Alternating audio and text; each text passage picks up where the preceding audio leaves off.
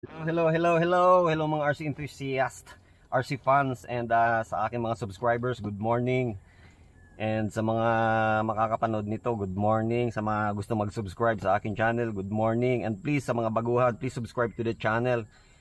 And give this video a thumbs up, paki-like tong video na to. And subscribe of course. So mag-unbox ulit ako ngayong umaga. So RC plane din to, F22, pero yung motor niya is nasa harapan. And may vertical may vertical take off feature. So F22A, I guess brush motor.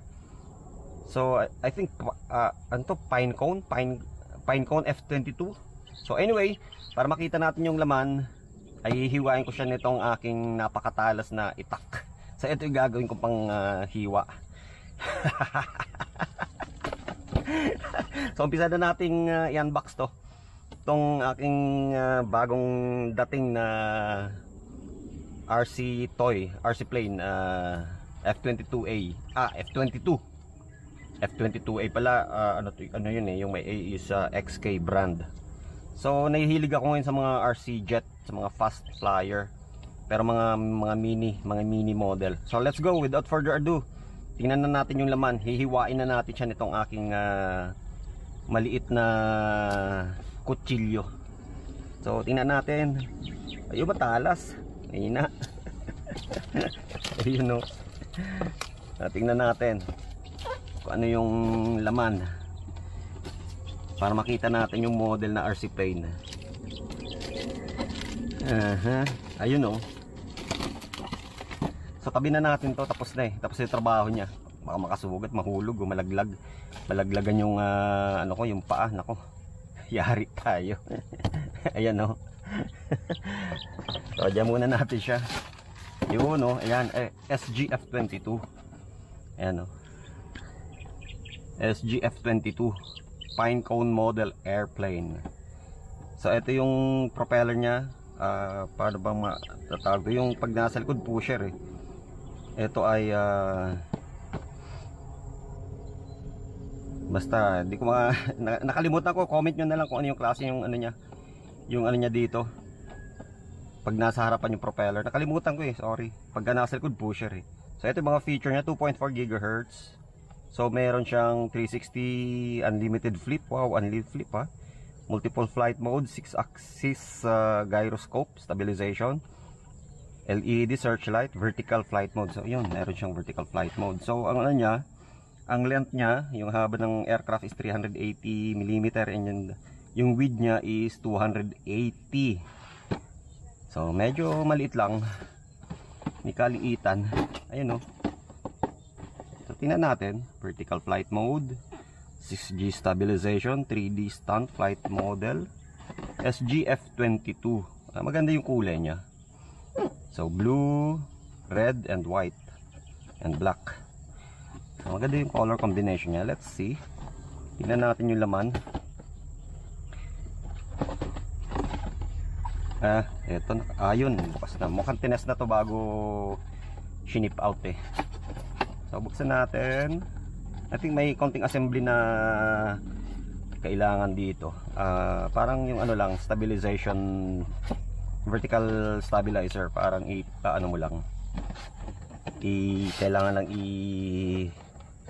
glue. I think may glue na kasama to. So ito yung laman. Wala na laman yung Diyan natin para makita sa video. Kasi baka sponsoran tayo ni at pagtawag dito netong manufacturer neto, or kahit sinong dyan, seller. Yun, ito yung unit maliit. Then ito yung battery bay. May yung battery bay. Ito yung propeller nya brush motor siya, pero mukhang malaki. Tapos may LED light. Yan, may LED light siya dito, katulad ng F22A Raptor ko. And then siguro differential thrust din to.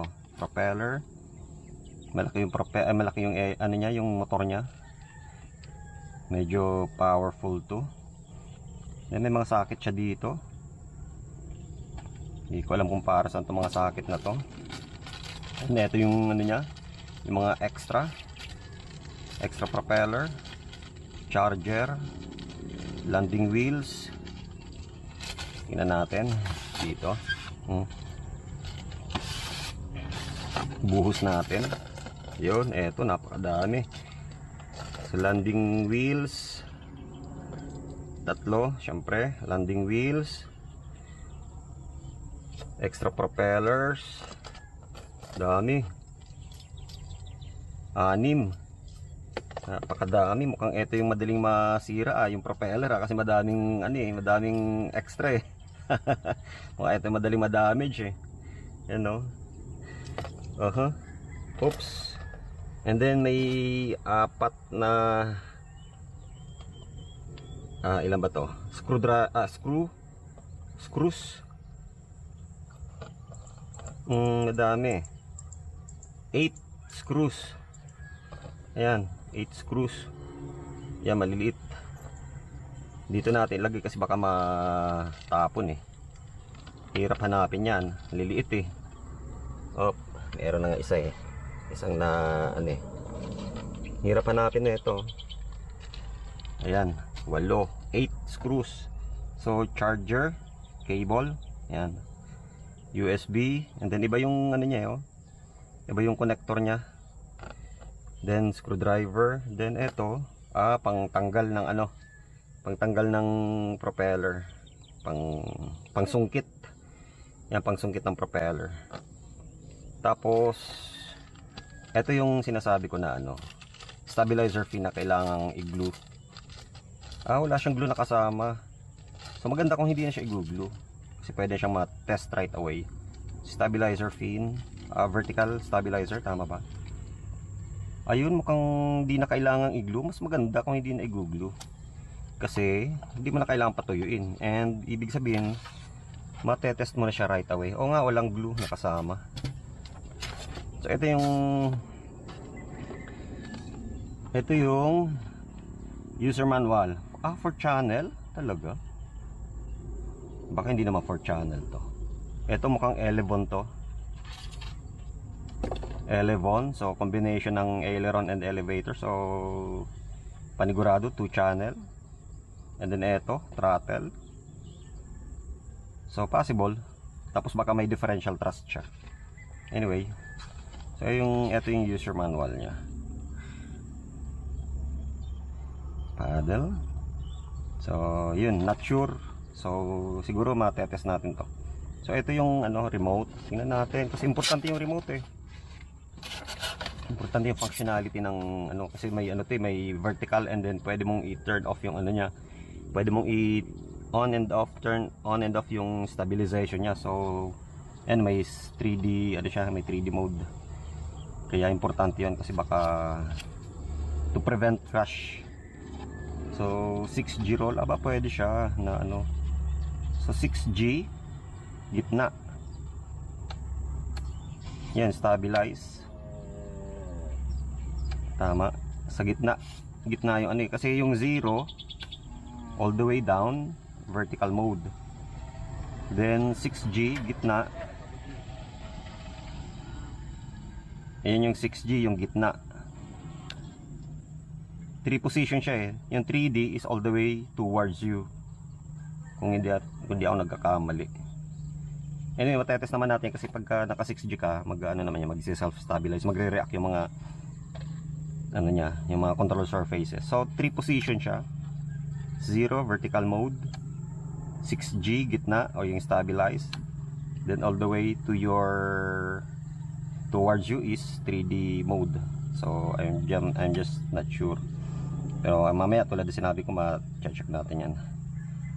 Then trims, throttle, then ito yung elevator or aileron kung meron.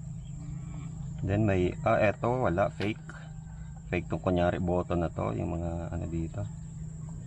So may mga trims, 6G roll. Okay, mamaya tingnan natin, i-test natin ng konti.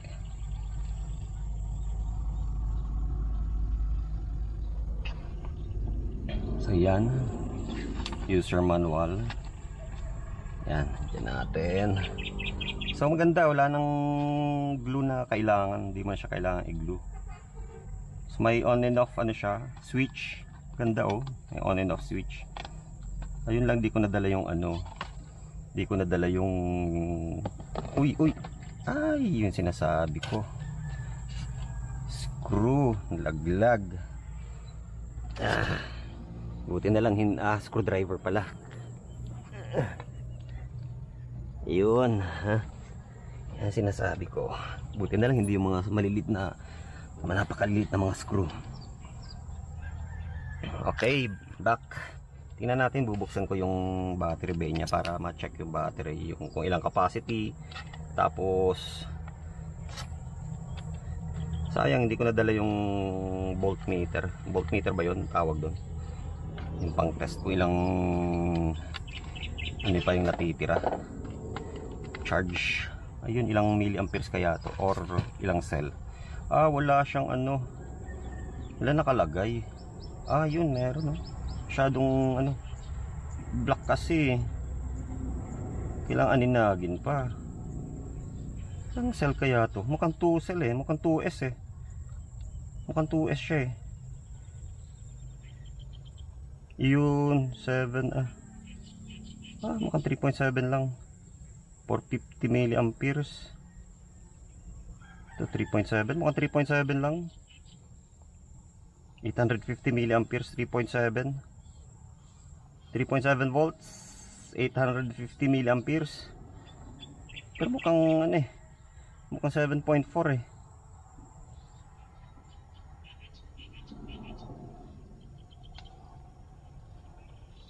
Kasi dalawang patong na ano eh, dalawang patong na battery oh. Dalawang patong. So ibig sabihin 3.7, 3.7, 7.4. Pero parang nakalagay dito is kasi mahirap haninagin eh, kasi black yung ano eh, yung balot eh. Yung wrapper niya eh. Yung coat. 3.7 nga, 3.7. Okay, kasong problema ito. Yung connector is 3.7. Wala akong ibang battery na 3.7 na may ganitong ano, connector. Yung mga connector ko is yung standard, yung common, yung white.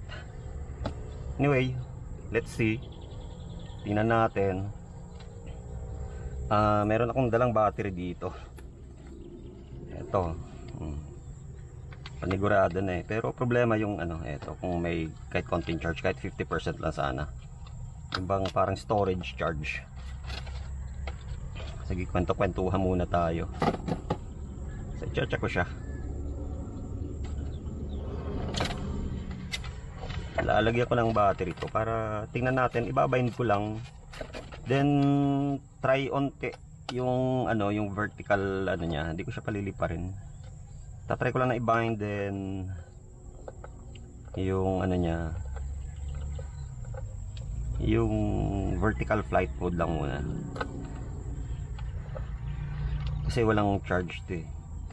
Baka storage charge lang to, or meaning mga 50 plus charge lang siya. So, not recommended. 1, 2, 3, 4. Buti na lang, sakto. 4 din akong double A.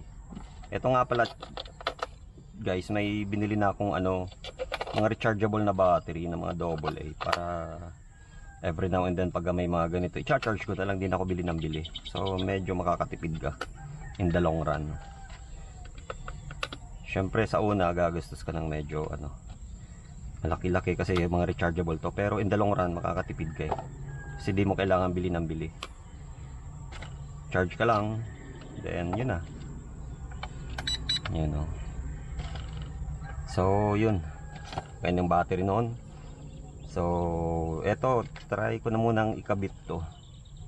Ganda kasi di mo na kailangan, kasi yung iba nakikita ko is you need to ano to, you need to glue it. You need to glue this one. May kasamang parang glue yung ano, yung package. Pero ito hindi na. Parang may clip na lang dito. Yun, oo nga. I-clip mo na lang oh. Parang may click sound na lang siya din. Yun ah. Sana.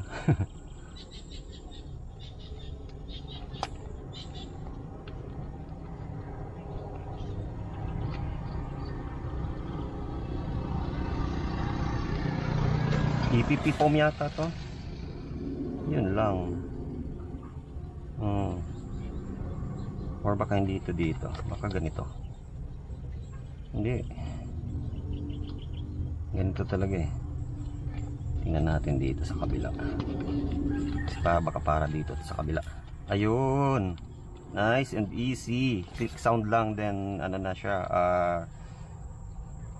in place na siya. Maikakabit mo na. Tama. May click lang. Ano, kasi may ano siya, parang may slot siya eh. May locking mechanism siya eh. Yan o. Then may ano din dito. Yun o. Ganun lang. Tusok mo lang siya, then push. Yan, ano siya. Galing. Tapos ayan, lagay na natin to. Kasi may on and off switch naman siya. Off, yun, may on and off switch. Yan. Sana may konting charge. Kaso problema yung battery talaga. I mean, wala akong ibang ganitong battery. Isa lang. So, ibig sabihin, limited lang yung flight ko. Yung fun is limited. After neto, wala na. Pag na-discharge, wala na. Kasi wala akong ibang ganitong klaseng battery. Meron akong ganitong battery pero 7.4 volts. 3.7 lang ito eh.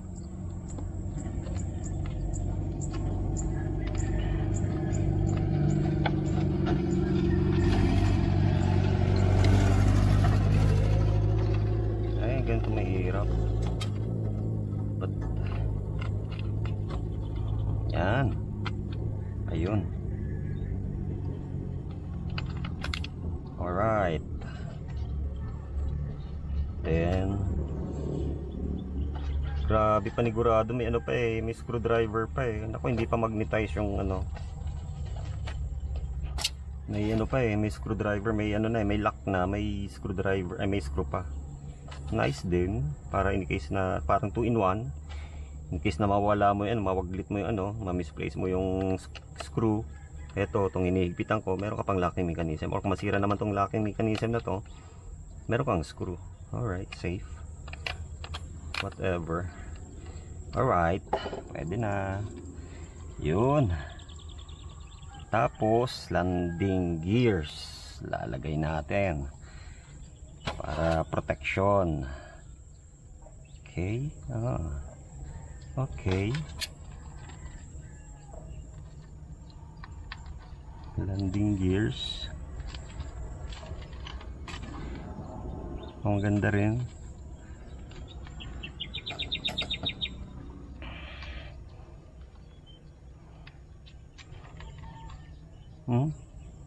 Parang magkaiba.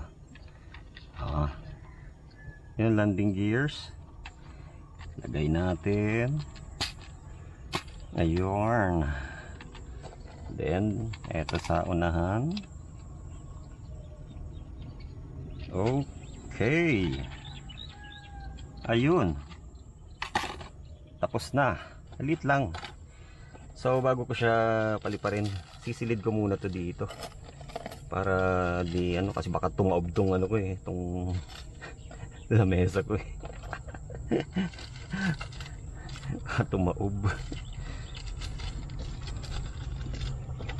Okay. Recording pa ba tayo? Alright, yes. So yan. Let's see. Bind muna natin. 6G gitna. Kasi 3 ano nga to.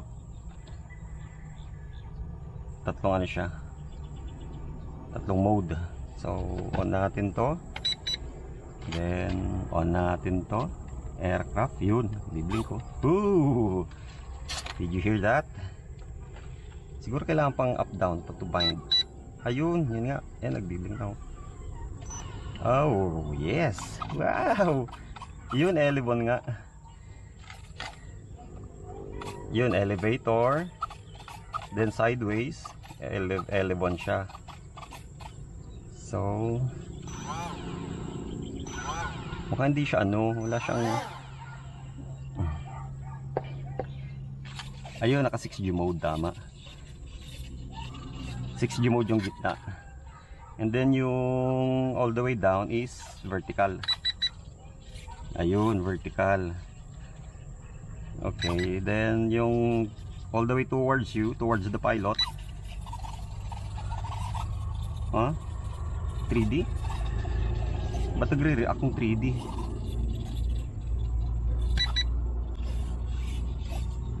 Gitna 6G. Vertical. Vertical ba to? Vertical, tama?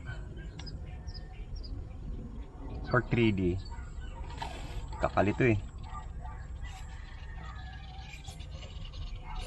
Mukhang 3D. Eto, panigurado 6G. Okay, try natin. Test lang, hindi ko siya paliliparin ha. Anin ko lang siya yung vertical mode niya lang i-test ko. Uy, lilipad ka kaagad, di pa nga eh. So, all the way vertical, tama ba?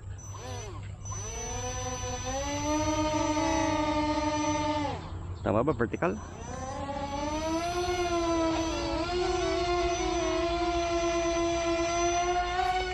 Ay, hindi.